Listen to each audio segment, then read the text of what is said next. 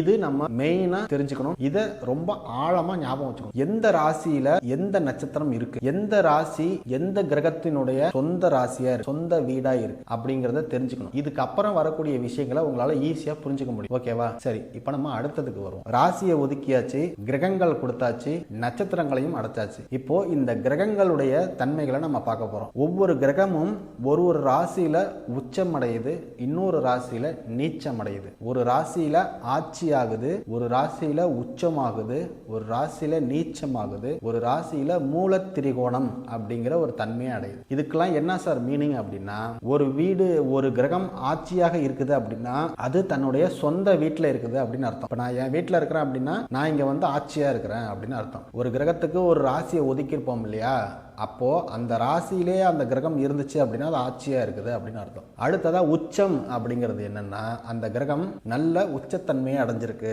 நல்ல பவரா இருக்கு, நல்ல ஸ்ட்ராங்கா இருக்குது அப்படிங்கிறது அர்த்தம். இப்போ எனக்கு கம்ஃபர்டபுளா என்னை பாதுகாக்கிற மாதிரி, என்னை ப்ரொடெக்ட் பண்ற மாதிரி ஒரு வீடு இருக்கு, அந்த வீட்டில் போய் நான் இருக்கிறேன் அப்படின்னா அங்க என்ன யாராலையும் என்னை எதுவும் செய்ய முடியாது. அந்த மாதிரி தன்மை தான் உச்ச வீடுகள். சூரியனுக்கு உச்ச வீடு மேசம், அதுக்கு நேர் 7ஆம் பாவத்துல போய் நீச்சம் அடைஞ்சிருவார். எந்த ராசியில உச்சம் அடையுதோ அந்த ராசியிலிருந்து 7வது ராசியா எண்ணி எது வருதோ அந்த ராசியில போய் எல்லா கிரகமும் நீச்சம் அடைஞ்சிரும். ஒரு கிரகம் உச்சம் அடைகிற ராசிக்கு 7ஆம் ராசியில் போய் நீச்சம் அடைஞ்சிரும். இப்போ மேஷத்துல சூரியன் உச்சம்னா மேஷத்துல இருந்து 7வது ராசி எதுன்னு பாத்தீங்கன்னா துலாம். துலாத்துல சூரியன் நீச்சம் ஆயிடுவார். சிம்மம் அவரோட சொந்த வீடுங்கிறதுனால அந்த வீட்டிலேயே ஆட்சி ஆயிடுவார். சந்திரன் ரிஷபத்துல உச்சம், விருச்சகத்துல நீச்சம். அடுத்ததா புதனுக்கு கன்னி உச்ச வீடு, மீனம் அப்படிங்கிறது நீச்ச வீடு. அடுத்ததா சுக்கிரன் அப்படிங்கிறவளுக்கு மீனம் அப்படிங்கிறது உச்ச வீடு, கன்னி அப்படிங்கிறது நீச்ச வீடு. சனி பகவானுக்கு துலாம் அப்படிங்கிறது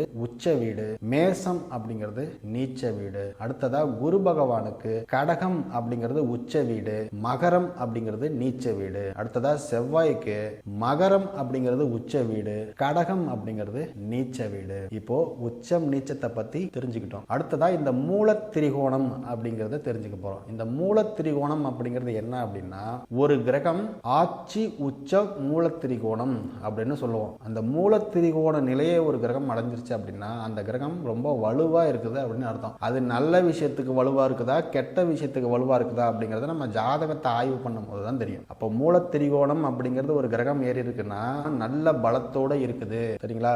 100% மேல பலனை கொடுக்கும் அப்படின்னா மூல திரிகோண வீட்டுல ஒரு கிரகம் இருக்கும்போது. அப்படி இந்த 9 கிரகங்களுக்கும் மூல திரிகோண வீடு எது? சூரியன்ல இருந்து போனோம்னா சூரியனுக்கு சிம்மம் தன்னுடைய சொந்த வீடே மூல திரிகோண வீடா மாறிடும். அடுத்ததா சந்திரன் அப்படிங்கிறவளுக்கு ரிஷபம் அப்படிங்கிற வீடு மூல திரிகோண வீடு. அடுத்ததா புதன் அப்படிங்கிறவருக்கு கன்னி ராசியில மூல திரிகோண வீடா இருக்கு. சுக்கிரனுக்கு துலாம் மூல திரிகோண வீடு. செவ்வாய்க்கு மேஷம் அப்படிங்கிறது மூல திரிகோண வீடு. குருவுக்கு தனுசு அப்படிங்கிறது மூல திரிகோண வீடு. அடுத்ததா சனி பகவானுக்கு கும்பம் அப்படிங்கிறது மூல திரிகோண வீடு. இந்த மூல திரிகோண வீடுகள் நோட் பண்ணிட்டீங்களா? ஓகே, இதோட கிரகங்களுடைய தன்மைகளை நம்ம பார்த்தாச்சு.